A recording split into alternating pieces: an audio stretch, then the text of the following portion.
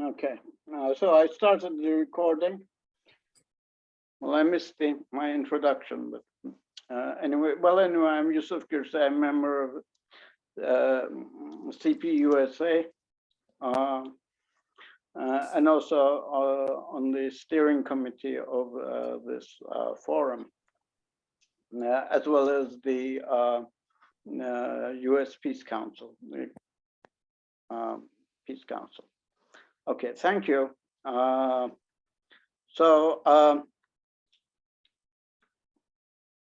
Let's see, the screen share.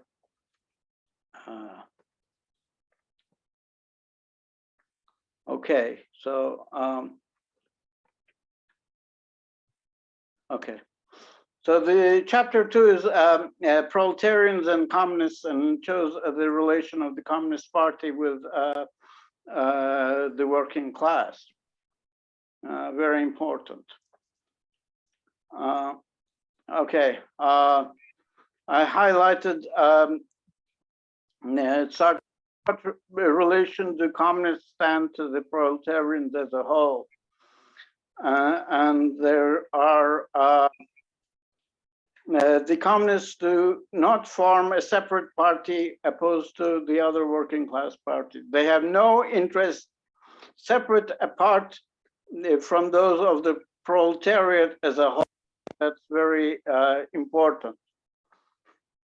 And they do not set up any sectarian principles of their own by which to shape and mold the proletarian movement. In other words, such things as splits due to personality and so on, those are out. However,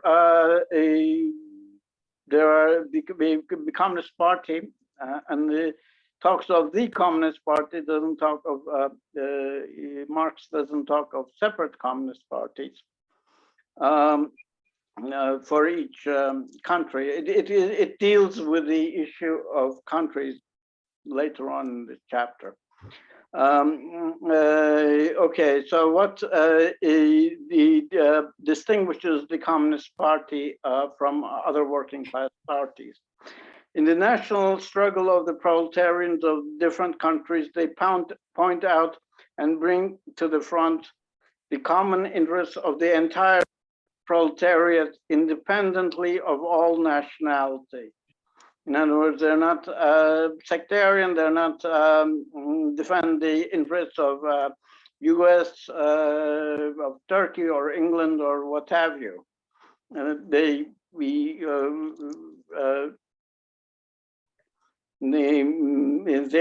nationalists, in other words.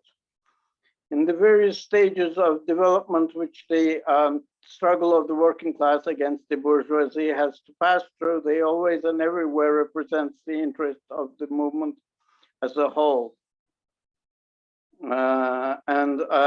This is important. Communists are the most advanced and resilient section of the working class parties. In other words, they are vanguard party. That section which pushes forward all others, on the other hand, theoretically. They have, over the great mass of the proletariat, the advantage of clearly understanding the line of march, the conditions, and the ultimate general results of the proletariat. Maybe I should open this to comments. Wadi, would you care to comment? Just together with the manifesto as a whole, and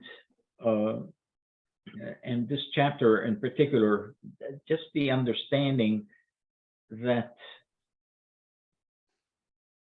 of Marx, that workers formed, the proletariat forms a single organism worldwide, and that it's up against a single organism worldwide, meaning the world capitalist class, in other words, an understanding of global class struggle. And that is extraordinary. But in part because conditions from country to country can be so different. Look at the massive differences, say, between the US and Haiti,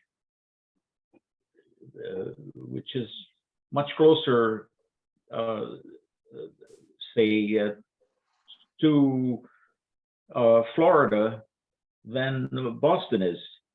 But the differences are so astonishing that we can fall into the error of national exceptionalism. And so to me, this is so important that we're talking about a single organism in struggle against that organism of the bourgeoisie as a whole. And that's one of the things we need to bring out.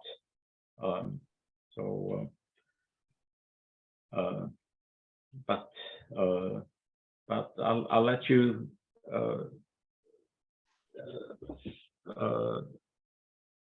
take it. So okay. Then it goes to the private property, and here it stresses that property have been changed before. The French Revolution was only a few decades away at the time, and that changed. We abolished feudal property relations, and we replaced it with bourgeois property relations. But we previously it has been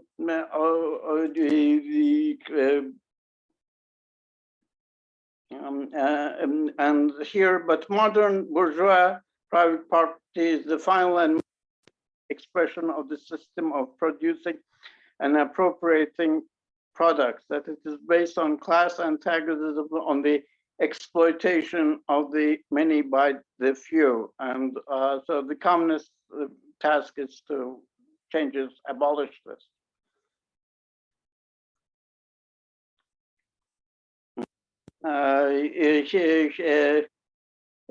Next highlight I will go to is the end of exploitation. Under socialism, it goes on to communism. The products of the labor of the workers is for the benefit of workers. It's not for the benefit of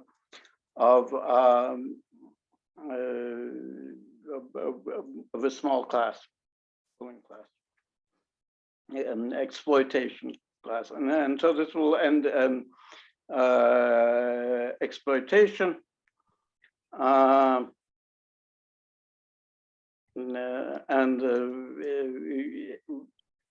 And states what's more elaborated in Capital,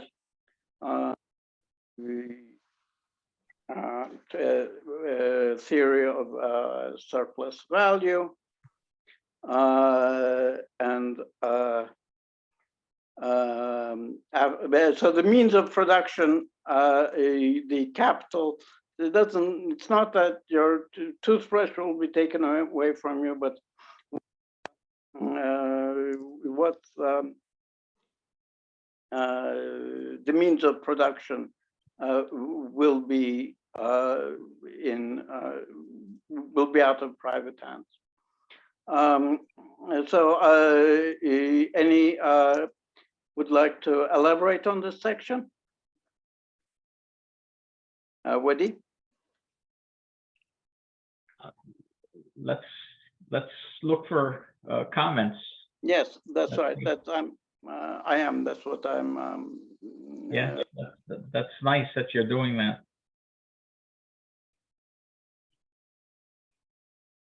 Mm, mm, um, Sandy, Eugene.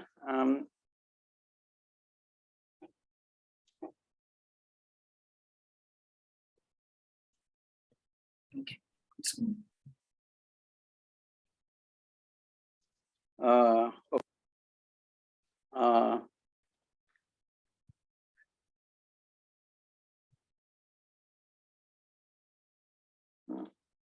Oh, no, okay. yeah, Okay, so this is how life will be under communism. That the product of the workers' labor will be to for the benefit of workers, not to make profit by a few.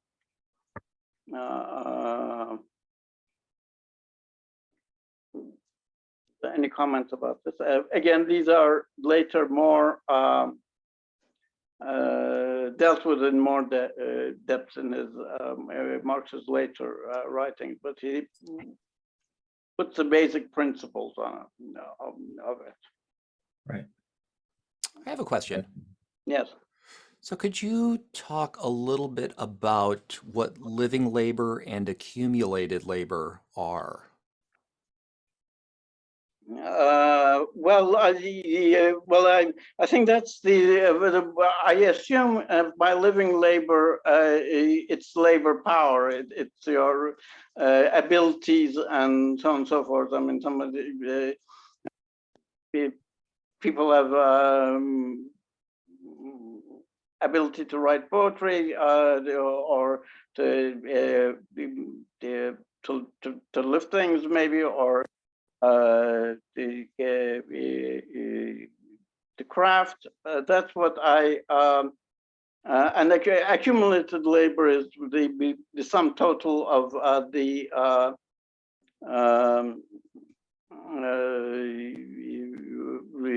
labor power of, this is what I understand, the labor power of the actual labor of the like the collective labor in a factory or something like that, in the society as a whole. Okay, thank you. That's what I understood from it, but unless somebody cares to elaborate more. I think what Marx and Engels are referring to above all is in capitalist society, living labor are the mass of workers, and the accumulated labor is basically the wealth of a capitalist, and it goes to them. Yeah, and it's used against the workers, and they're drowning. They're absolutely drowning in money, in part because of the inescapable imbalances in capitalist society. But that's the accumulated labor in bourgeois society. Not only after revolution, but in that extended period of essentially ending the inequalities under that, the inequalities inherited from capitalism, but then essentially ultimately under communist society, where there's true social equality, the accumulated labor is basically the wealth of society as a whole that's used to support society.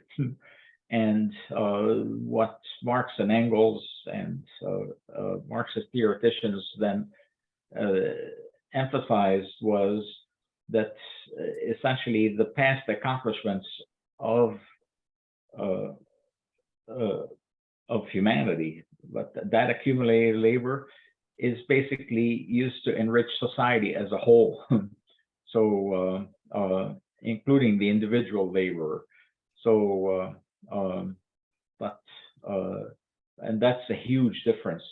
So right now we're up against effectively the accumulated labor in the hands of a capitalist that's wielded against us. And after revolution and after overcoming all of the inequalities that developed under capitalism, effectively the accumulated labor is social wealth, and it's used to enrich and promote essentially living society. That's a living labor then. Okay. Countries and nationality and international, and then the other.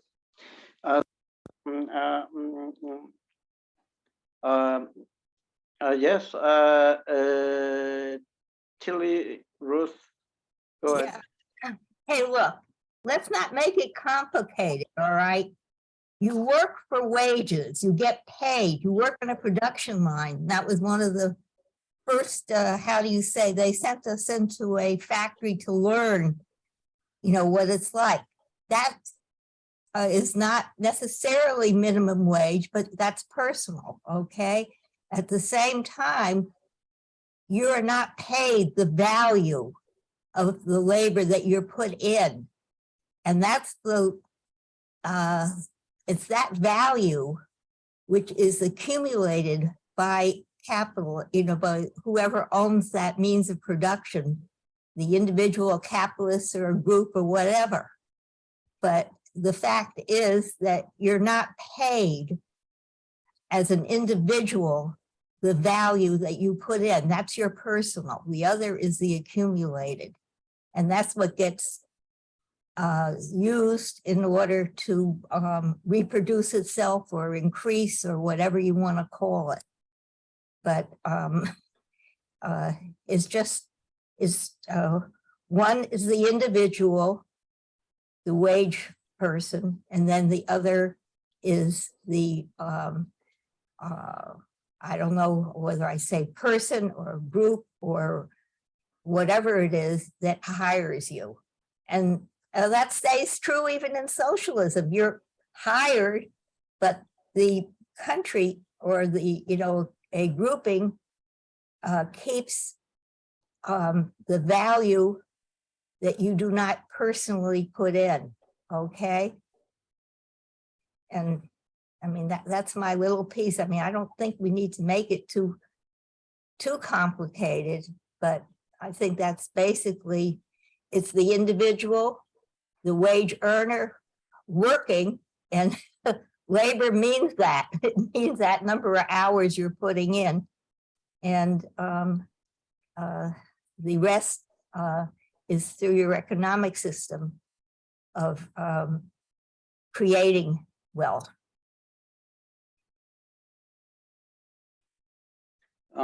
Okay, yeah, thank you very much. That's very well put.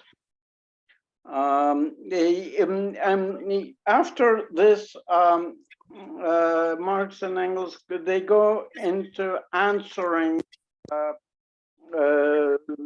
some of the charges put against communists. And it's basically that, like the, we call this that, the communists don't, you know, the internationalism goes against the nationalism of the ruling class, and the conditions of family, the emancipation of women. And he basically argues that the capitalists have put the conditions that lead to that will lead to socialism, and that they break up. Capitalism has already broken up many traditional relationships to the advantage of profit, and whereas communists will from that breakup will reform it to reflect the interests of the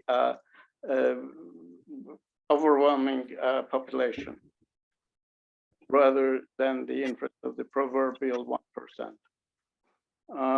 Okay, like one of the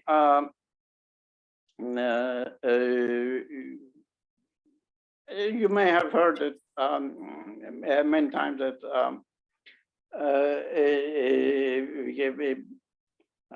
communists, other countries, that they're not patriotic and so on and so forth, and Marx answered that. So, well, working men have no country in the sense that the government of these countries don't work for their interests. So why should they work for their interests? Now, but what will happen under communism is that the state will reflect the interests of the overwhelming masses, the actual interests of the country, of the nation. The current states do not reflect the interests of the population. And these barriers have been torn apart by capitalism, by the free trade. Well, we right now have imperialism that breaks down borders.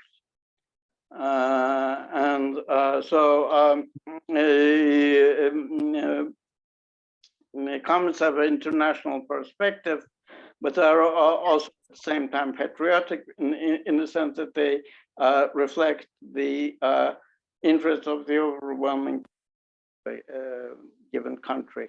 And this is consistent with, it's part of internationalism. That's what I would say. Tilruth again, and then Eugene. Okay, basically, remember, we're discussing Communist Manifesto, okay? Yeah, this is what, this is from Communist Manifesto. It's a book on economics and theory of business and blah, blah, blah. This is a political tract, okay? And basically, and particularly in this chapter, gives demands for political movements, okay? They're talking about society movement, and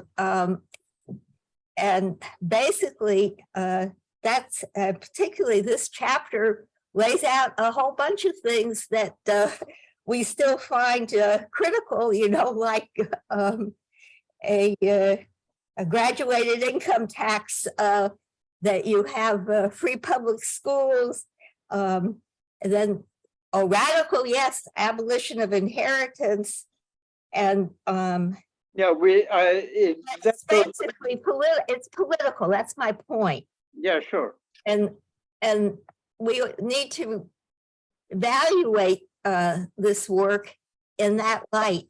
Did it call for political social movement? You know, how did it do that? And the stuff has lasted really through the ages. That's all I, you know. Okay, thank you. And Eugene, Eugene is on the program committee. I think he's sort of the chair of the Institute for Critical. Well, you could introduce yourself, Eugene, first. And yeah, then yes, I'm in Oakland, and it's the Institute for the Critical Study of Society. And although I call myself the General Secretary, nobody will believe me. So it's a very distinctive group. But and I again apologize. I'm kind of couple hours either behind or ahead. I forget if you guys, but it's still morning for me, and I'm still kind of waking up and doing my exercises and things like that. But so I'm listening, but I apologize for that. But I did want to make a couple of comments. One is when we were talking about dead labor, I just couldn't help but think about what Marx says somewhere: the capital is dead labor that, vampire-like, can only live by sucking living labor, and lives the more it sucks. And that's I think that's very true. I think if we look at what's going on today, and it causes the victims, of course, to wither away and die, basically, in our capitalist society. And the other thing is in terms of the international solidarity of the working class. Marx wrote this in 1848, and since he wrote, we've had Lenin has brought a new phase to Marxism. We call it Marxism-Leninism now, and that's and not only Lenin, but Mao and Xi Jinping and others in terms of the Communist Party. And I think the need for international solidarity of the working class is still very strong. And I think a lot of people on the left tend to forget that the largest working class in the world today is in China. Not only the largest, but the best organized and most effective and most democratic, in my view. But so I think we need to kind of, the left tends to be a little bit parochial and see our problems as in the United States as most important, and tend to forget, I think, what's going on in China. And I think Wadia, I remember one thing he commented on some years ago, that the future of humanity will be written in Chinese. May not be the correct quote, but that's the sentiment. So I just wanted to throw out those views. And again, I apologize, I'm kind of multitasking here, but I really appreciate this discussion. Thank you. Thank you. Wadi, I'm sure you have something to say on this. Right. And appreciating the discussion and how you've organized this, Yusuf. So of great importance. One, again, this is written, actually, evidence December 1947, and published, I think, in January of 1948. But from what you have on the screen, the working men have no country. And at that time, of course, the working class had not taken power anywhere. Although just a few months after this was written, workers in France actually led an incipient revolution, which was defeated and did not come close to the Paris Commune. But in any case, the point here is that the countries of the world at the time were bourgeois. And in that sense, working men have no country. I want to take it a little further, is the distinction between country and nation. And the words here are quite precise. So a country is a bourgeois construct, a capitalist construct. I think there are 54 countries in Africa formed by, above all, colonialism. And within them are dozens of nations, hundreds probably. I know there are 2,000 languages spoken in Africa today. So the difference between a country as a bourgeois construct, the United States is a country, but within it are nations, and quite important distinction. So a nation is historically formed, above all, by common experience, of which language is usually a very important part because of communication is so important for humans.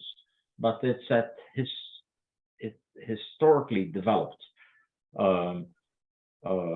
whereas capitalism can impose country borders, as so evident above all in Africa.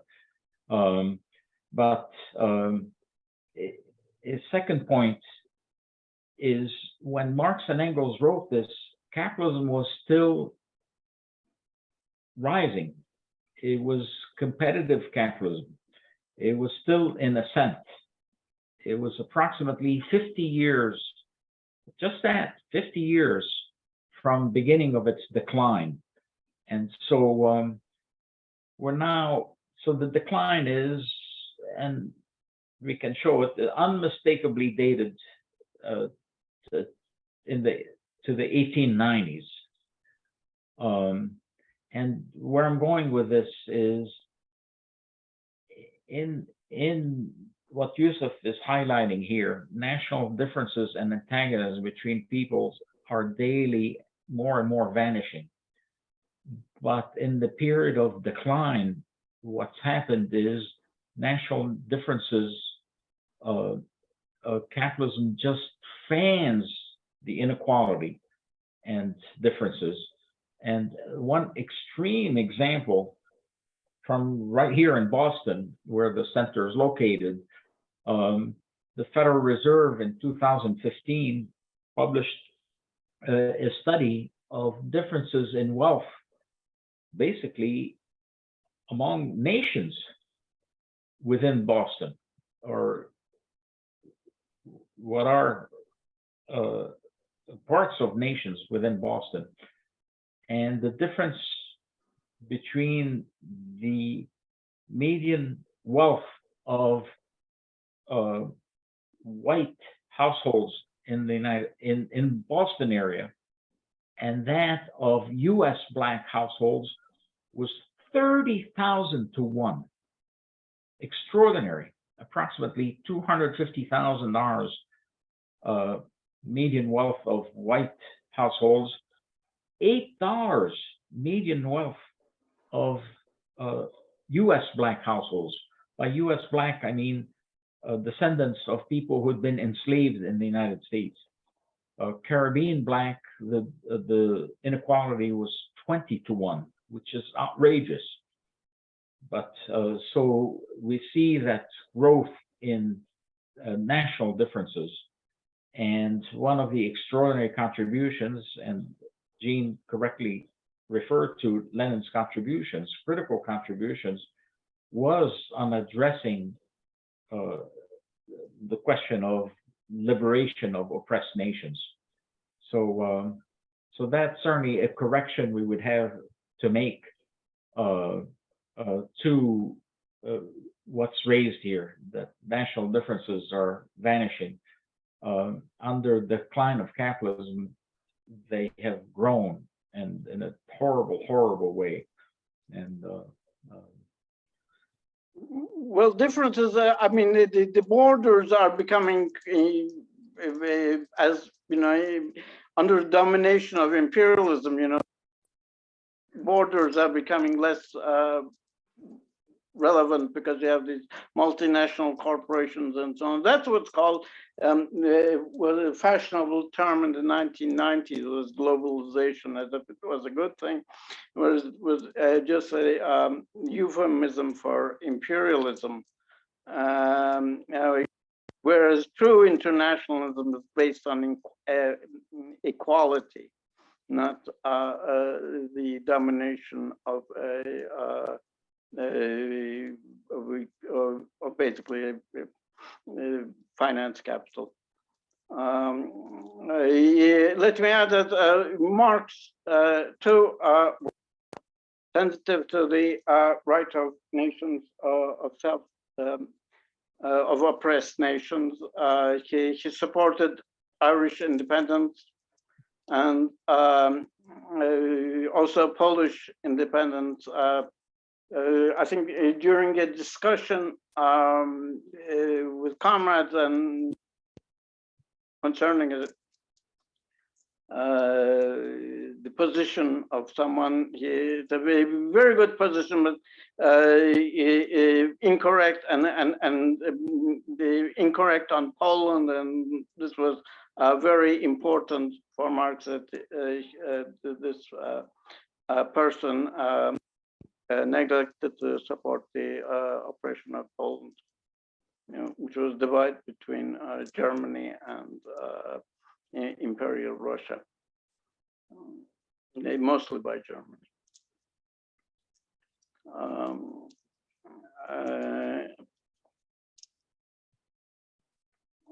So, okay.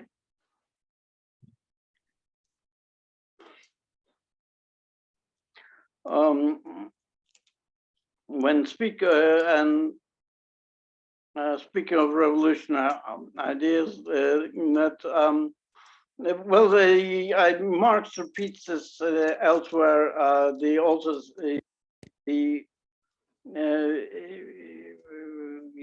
The present society is pregnant with the next one, and also it has holdovers from the previous one.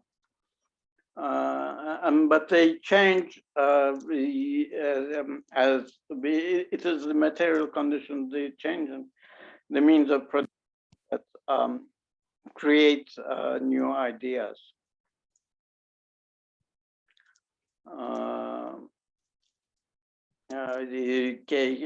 Here it says keeps even pace with dissolution of the old conditions of existence. So it is the conditions of existence are the primary determinant factor.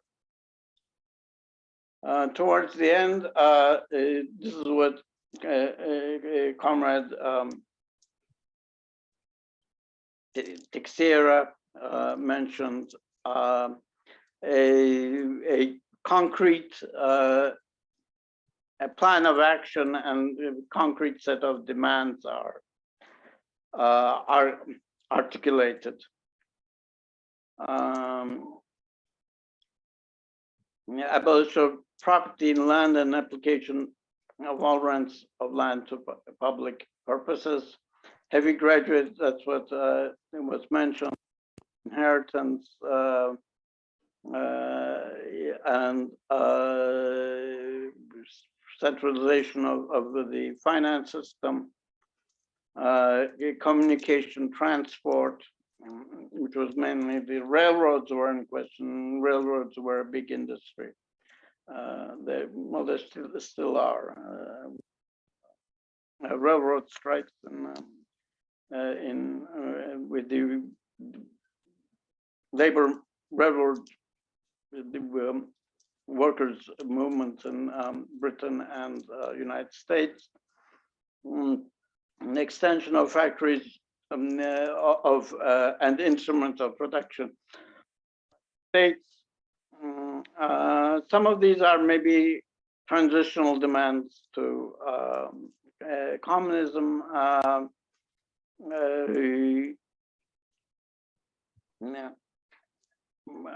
The industrialization of agriculture, free education,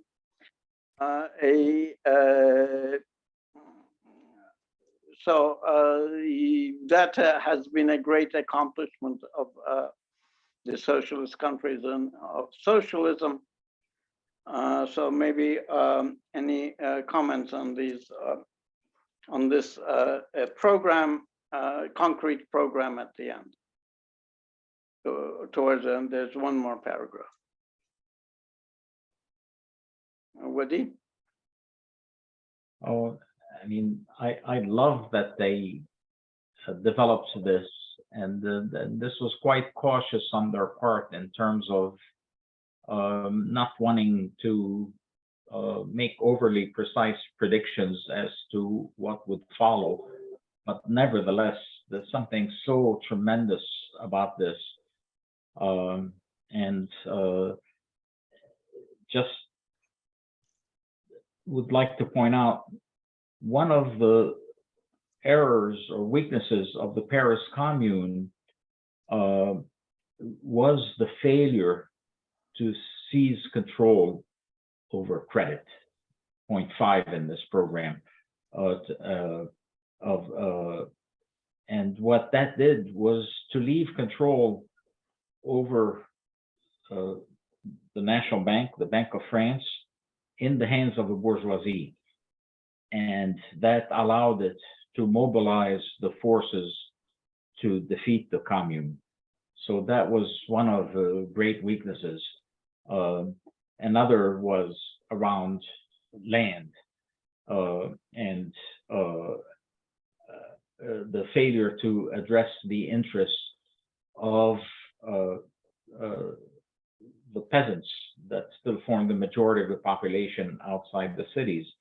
And so that left the countryside in the hands of the bourgeoisie.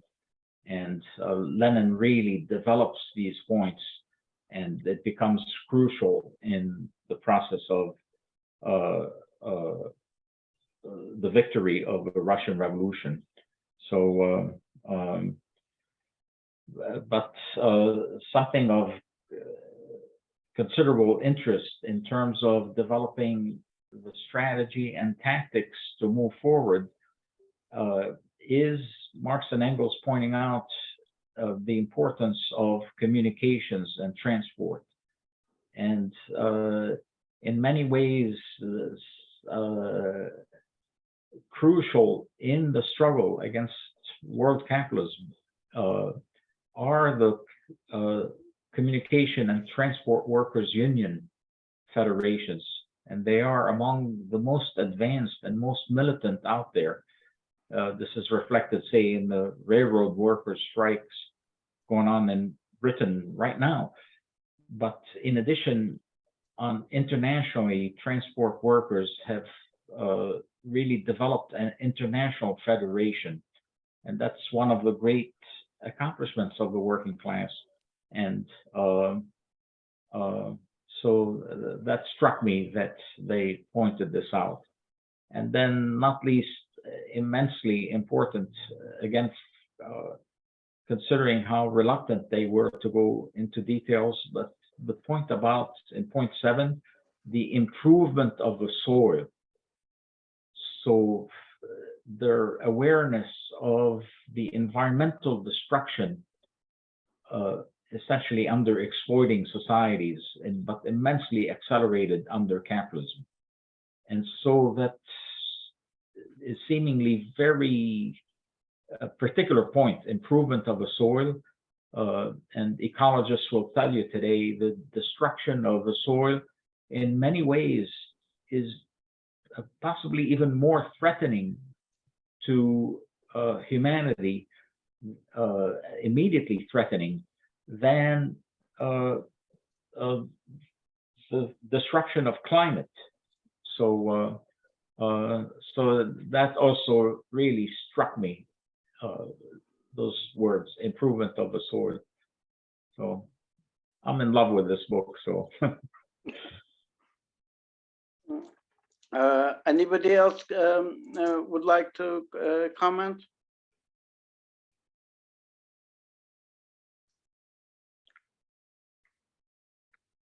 Okay, so this is basically the conclusion. When the course of development, class distinction have disappeared and all production has been concentrated in the hands of a vast association of the whole nation, the public power will lose its political character. Basically anticipating the withering away of the state. This is how I understand it.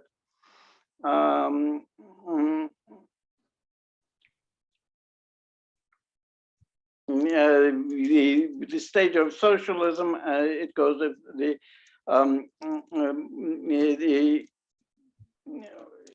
makes itself the ruling class. Now, but at this point, it will be the vast majority of the people. And does change the relations of production.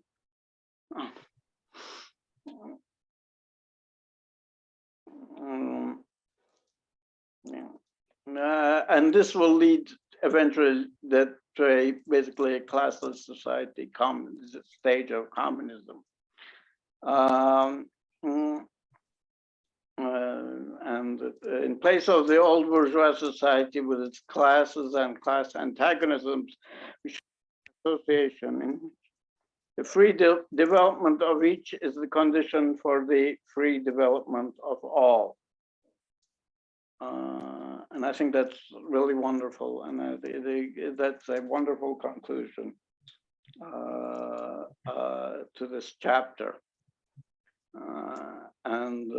Would anybody care to comment on this?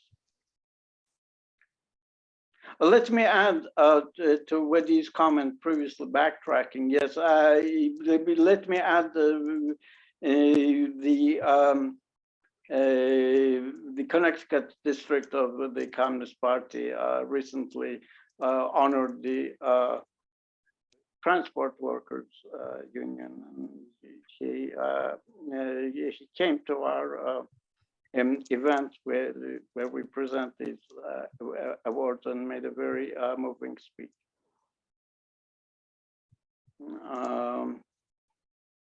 So, any comment on this final paragraph, Wadi, or anybody else?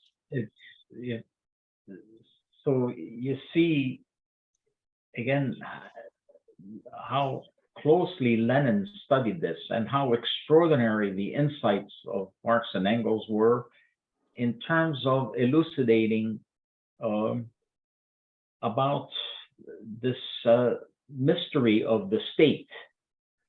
So the state is supposedly taught, and certainly that's part of a mythology of the United of the state apparatus in the United States, that it's by the people, of the people, and for the people. In other words, that it's a neutral body that's really meant to advance the interests of a population as a whole, whereas which is meant to hide the existence of classes, which develops the day the United States is formed, really in its origins in the 13 colonies. So by contrast, Marx and Engels are pointing out political power is the organized power of one class for oppressing another. Again, this is distilling a lot because it's organizing the ruling class, and above all its strongest elements, to oppress the working class and the oppressed nations and peoples, and then Lenin develops this in terms of pointing out that the working class cannot take hold of the state and use it for the interests of the people.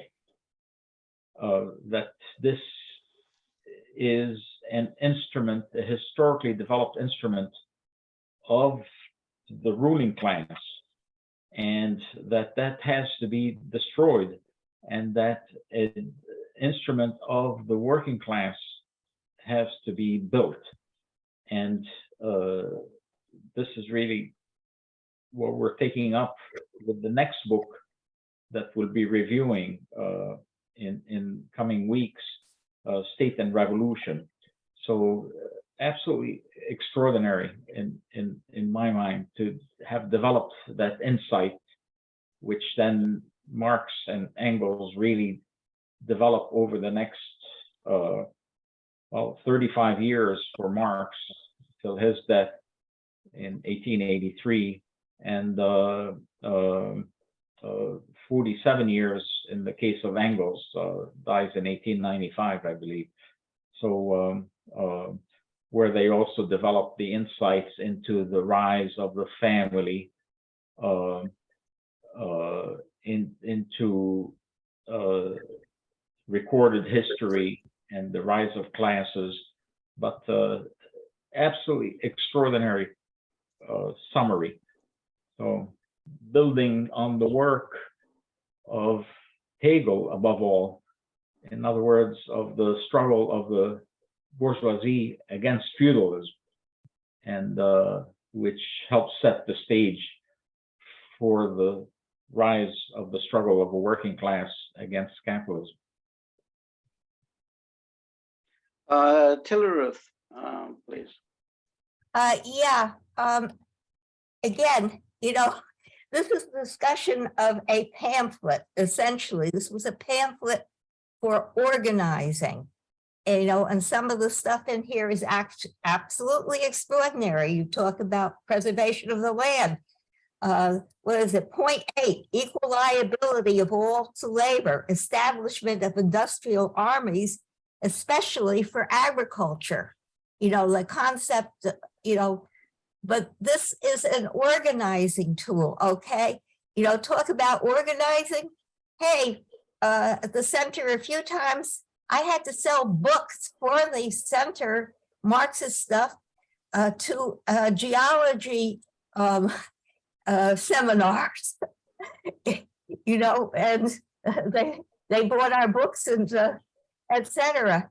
But this is let's talk about this as an organizing tool, okay? And absolutely extraordinary in organizing. And sometime we should have a talk about nation, okay? 60 years ago, we were assigned for International Relations 1 to read Stalin's The National Question and discuss nation, not a one-sided piece of what is a nation, but like I said, the manifesto is just that. It's a short reading material in order that's set to organize people into political movement, and for that is, like you said, it looks a couple of 100 years into the future. Yes, thank you very much. Any other comments on this? Okay, let me make some concluding remarks.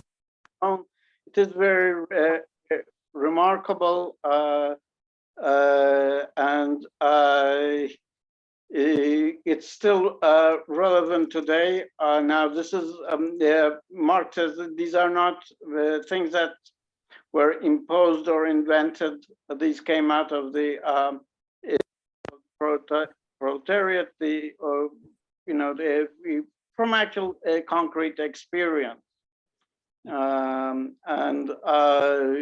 another word for Marxism is scientific socialism.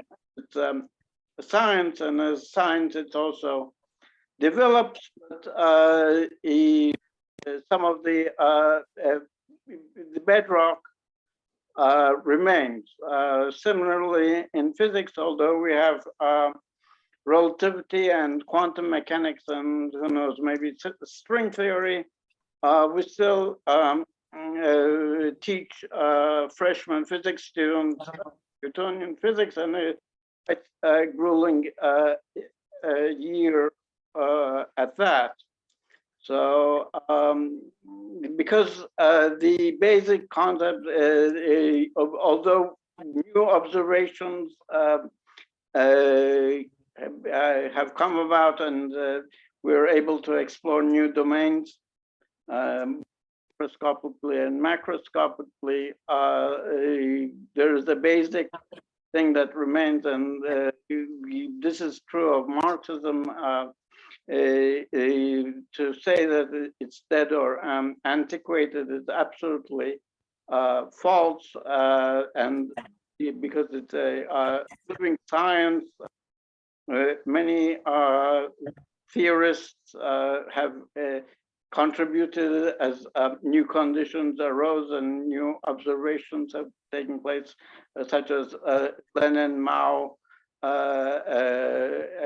and a whole host of others.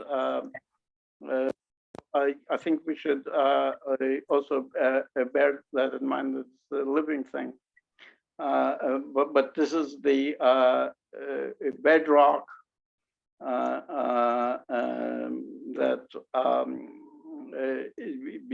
it's based upon, and in spite of new development, it's very relevant. Just as Newtonian physics still remains relevant, it laid out the basic concepts that were built upon later, and it's still practical in many areas of life. So I think I will hear this is the end of the written presentation. Tilrus, do you want to say something? And maybe we could also discuss the some of what's how it applies to the struggle today. So I'm opening it for free discussion. Weddy, would you like to say something? Conclude to get the discussion this phase rolling. So, and again, hopefully we will have more comments. Kevin, it'll be wonderful to hear from you, really, all around, from everybody who's on. It's so difficult to establish a new social system that with the Russian Revolution, and for understandable and immediate needs to defend the new state, essentially, I now realize government absorbed the Communist Party in the Soviet Union, and which really then thinks on it narrows its scale above all to the interests of the Soviet state, understandably. But what happens is that a merger of Communist Party and government, the difference between them above all being that government has to include classes other than the working class, whereas, as this chapter points out, the task of the Communist Party is to represent the interests of the working class regardless of nationality. And that merger of government, multi-class, necessarily, above all petty bourgeoisie and working class, with the Communist Party within the Soviet Union, it essentially weakened the Soviet building. And the task was to keep at the forefront the interests of the working class as a whole internationally, and which includes defense of the new state, but above all, again, the responsibility and our task is to advance ultimately humanity's transition from capitalism to socialism. And the failure to do that resulted in the defeats that the working class has suffered for decades now. The last working class assumption of power was December 1975 in Laos, and there have been quite a few defeats in between, and very serious errors in the case of where I was born, Palestine. Effectively, Soviet support for creation of an Israeli state meant that communists, and then arming and training Zionist men, meant that communists were supporting taking land from the peasants, which was devastating to the working class movement, not just in Palestine, not just in the Middle East, but across all of Africa. And we're still paying for this. Except for South Africa, there's no significant communist presence in all of Africa. They're just bits and pieces here and there, sometimes just individuals, many of them often having ended up as refugees in Europe. So the importance, again, for us to remain fixed on the necessity of the Communist Party to represent the interests of the working class, irrespective of nationality. And so this, to me, this chapter also contains the outline or essentials for understanding the defeats we have suffered and for setting the stage for new victories. And if I can add one other thing, is that basically the Chinese state, not by accident, actually by conscious decision, is organized in a way that's very similar to how the Soviet Union was organized, with government and party entwined.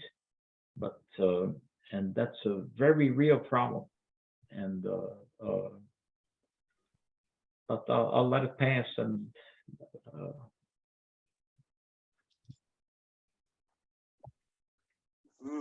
yes, Kevin. Can you hear me? Can you hear me? Yes. yes, Oh, you can. So yeah, well, I was just thinking, about China and how it's has newly developed in it's creating, it's different than Soviet Union. Maybe there was a time when it was ruled totally by the Communist Party, and maybe by some aspects of the government, but they did that under Mao, and they did that, and then it continued until let's say under the Cultural Revolution. There was a lot of I don't know how to describe it. It's kind of like chaos. It was almost like ruled by a leftist organization of people that was just purely ideological. It wasn't just about practical activities. I mean, there were massive floods in China. There were massive floods that was going on. The Yangtze River overflew its banks, and it seemed like nothing. The people were losing their homes, or they were drowning, etc. I mean, that's just an example of it. There was an improvement. The old ways were changed, but that was still a struggle. It was still a struggle. I believe you had the oppositionists in the Cultural Revolution, which was Deng Xiaoping, whom I met someone who evidently met her. She was from China herself, or nationalist China, I guess. And I saw a picture of the daughter of Deng Xiaoping with this woman. Her name was Ming Chao. And there was a picture of them at an airline or something.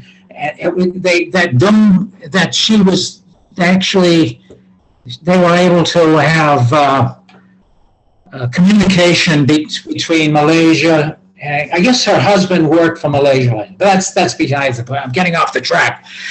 Okay, but the thing is that the Deng encouraged corporate capitalism. The opposite. What did he say? There was a quotation. He said, "It doesn't matter what color the cat is, as long as it catches flies or mice." Excuse me, mice. So that was that seemed to be all right. I guess he was eventually people.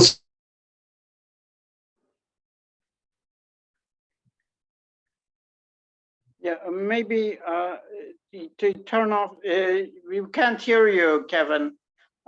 Maybe turn off the video. Sometimes it. There may have been some improvement, but it still ended up. I think the next after he passes, after.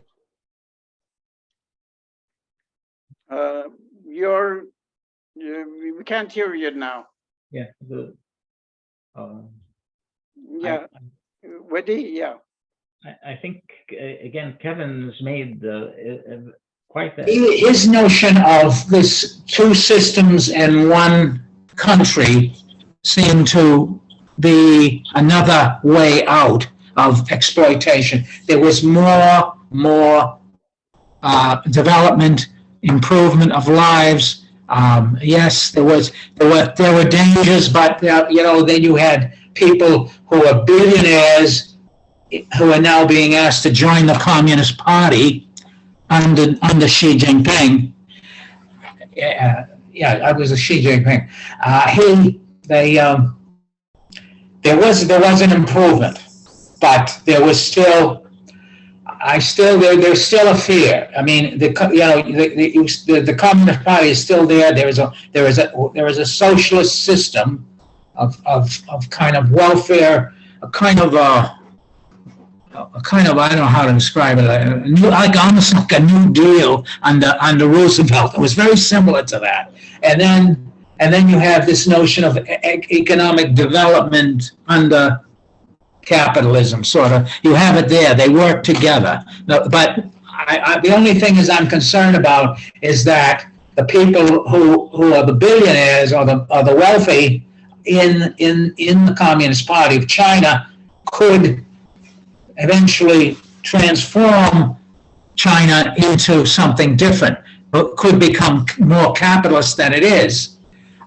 There is the socialist side is trying to restrain it, but I don't know if they're going to, over time, this is going to continue to succeed in keeping the project, the socialist project, from going forward.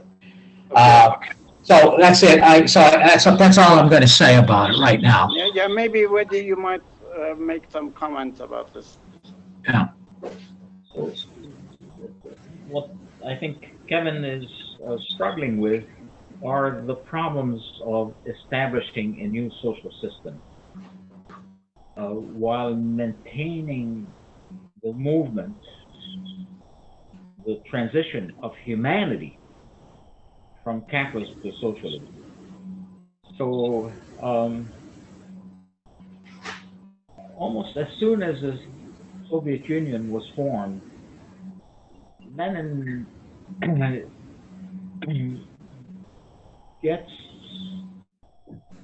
develops this tremendous concern,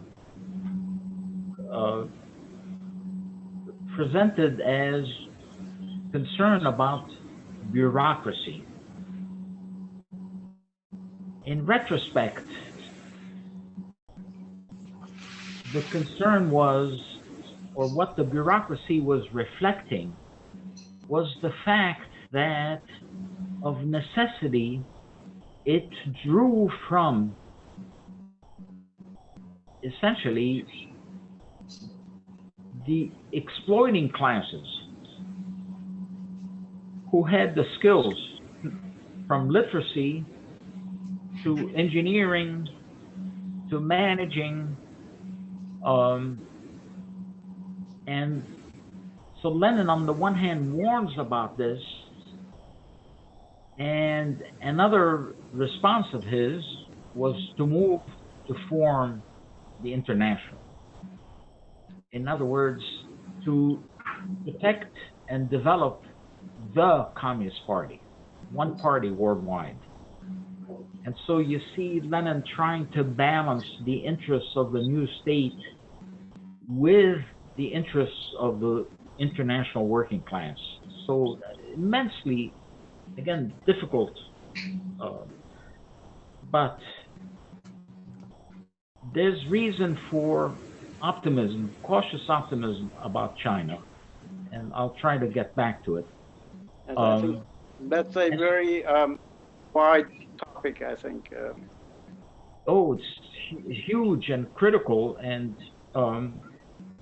Lenin also, so one of the critical tasks of, as soon as the Soviet state is formed, is to organize the army. And to do that, they had to recruit 300,000 officers from the Tsarist army because they alone had the military skills. It was extraordinary. But we know how those officers were trained, educated.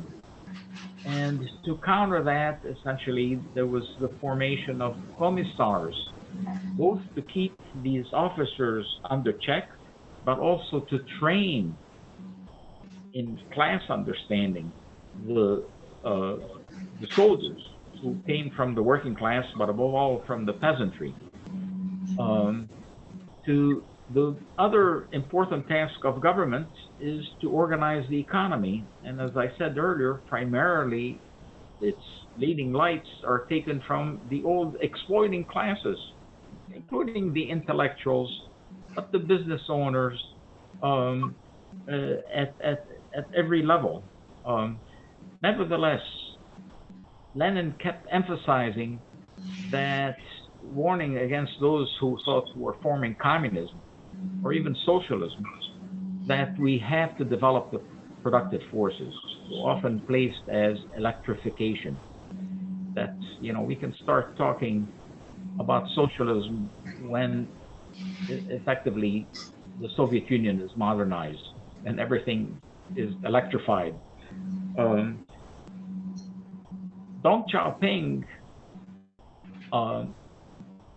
and the group that, so Lenin then promotes the new economic program, and Deng Xiaoping was a student in the Soviet Union when the NEP was being discussed and partially implemented, and it had a huge impact on him. And yes, the productive forces have to be developed, and to do that, in part, we have to borrow from the bourgeoisie, internationally and domestically. Effectively, Deng Xiaoping led new economic program in China. At the same time, he, together with the comrade who originally invited me to China, at the same time, they formed what's now the Academy of Marxism. Initially, it was called the Institute of Marxism. It's elevated to Academy of Marxism at the end of 2005. So there's that effort to balance between the interests of the working class as a whole. Believe me, that Academy of Marxism is not nationally limited. It's internationalist, and so there is that problem of how to balance the interests of developing a state where the working class has taken power with the interests of human liberation. And the big difference between China and the Soviet Union is that at the start of the year of a revolution in the Soviet Union, the Bolshevik Party had 8,000 active members. At the start of a year of revolution in China, the party had 1.1 million members. Still very small, but that's hugely different from 8,000. The comparative number considering population, would have been 24,000. They had 1.1 million, and they had fought and won the Civil War and had developed experience in governing. And so, nevertheless, it'd be foolish to dismiss the danger of counter-revolution in China, but because of the historical experience and because of the development of a productive forces in China, that's partially why, in my opinion, there's reason to believe, there's reason for cautious optimism about the future of humanity, and reason to believe that the future of humanity will be written in China, because it has a decisive working class and decisive party. So, yeah. Yeah. Very Okay. important. I would also like to call attention to those, maybe most of you may know it. There's the International Meeting of Communist and Workers' Parties. It met a month or so ago in Havana recently. The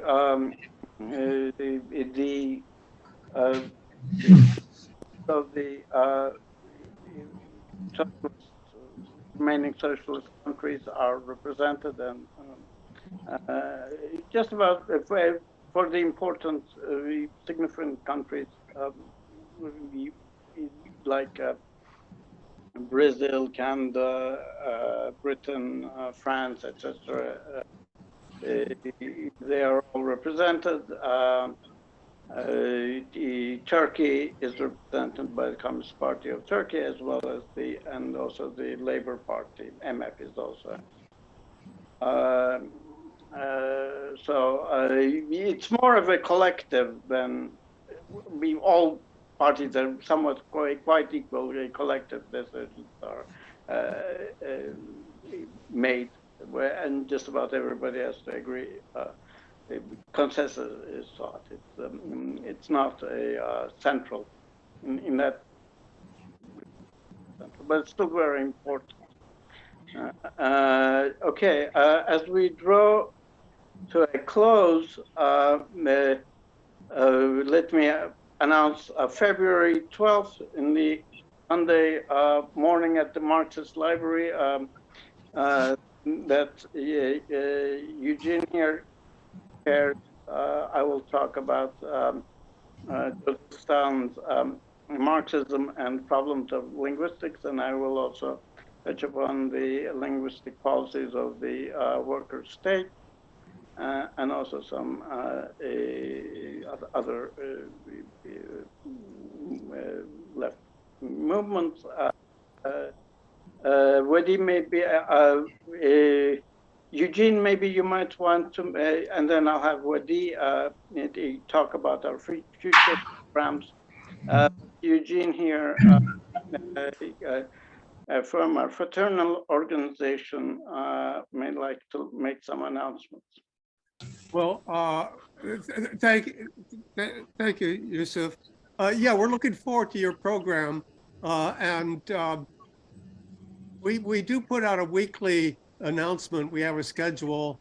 We're having, I think, Dan Kovalik speak on the situation in Ukraine, and we have some other good talks.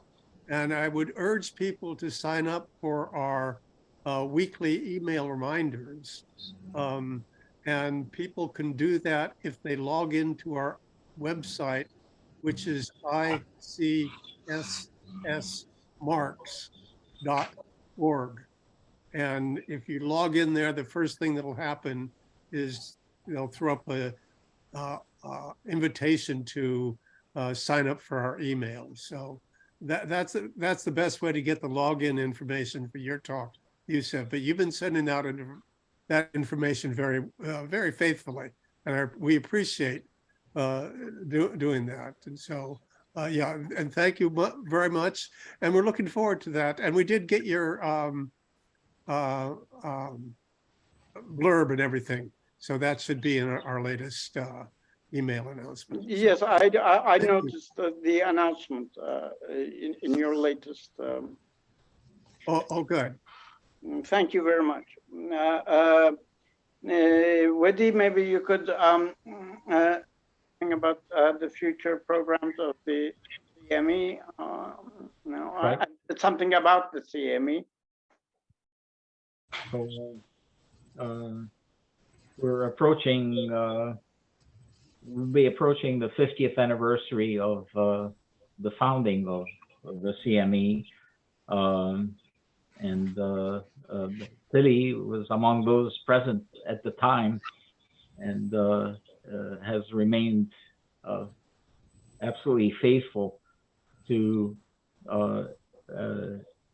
essentially its task, as you heard from her contributions today.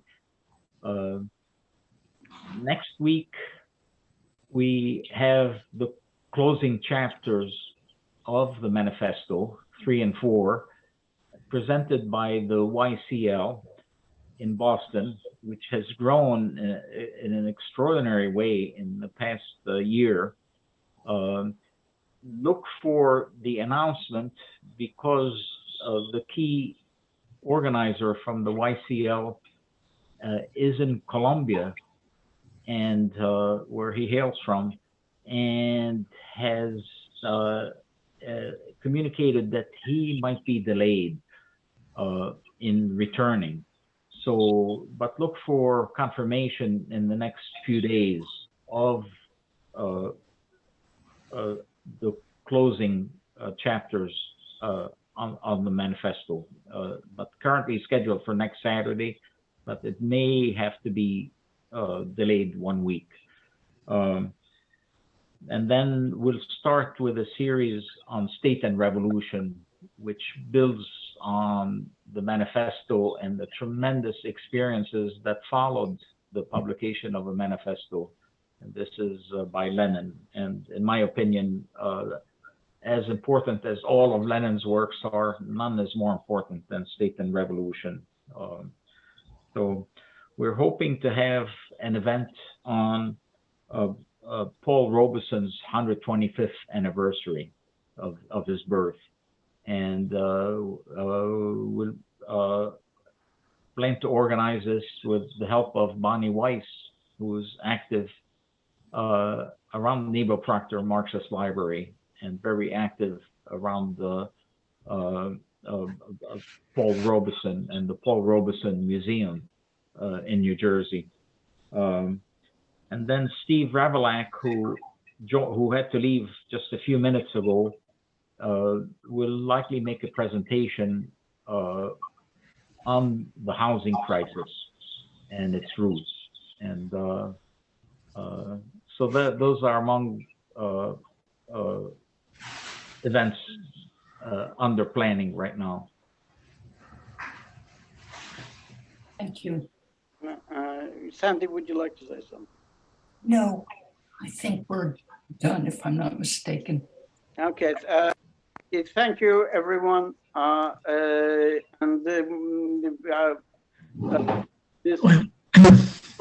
Kevin, would you like? Yeah, I'd like to say something about, I'd like maybe to have some other programs that maybe like on Zoom, or people of that are they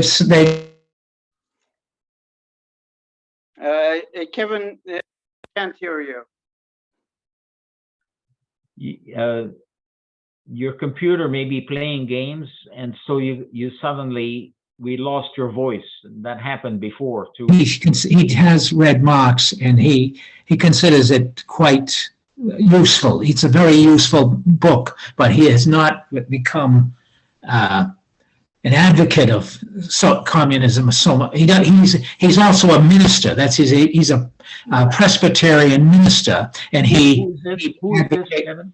Who is it? Just say this. It's about, his name is Chris Hedges. Maybe you've heard of him. Oh yes, the former New York Times He's been in Community Church of Boston. He has spoken at Community Church. I've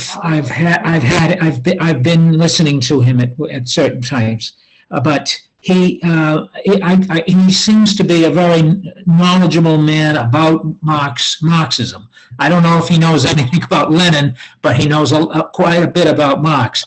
But I'm just going to say, it's someone we may think of bringing him in to express certain views about the ideas of Marxism. He like I say, he believes that there's a lot of inequality that's going on in the United States, as we know. It's very obvious. I just think that some of his commentary views we could use, could be used, and we could maybe bring him.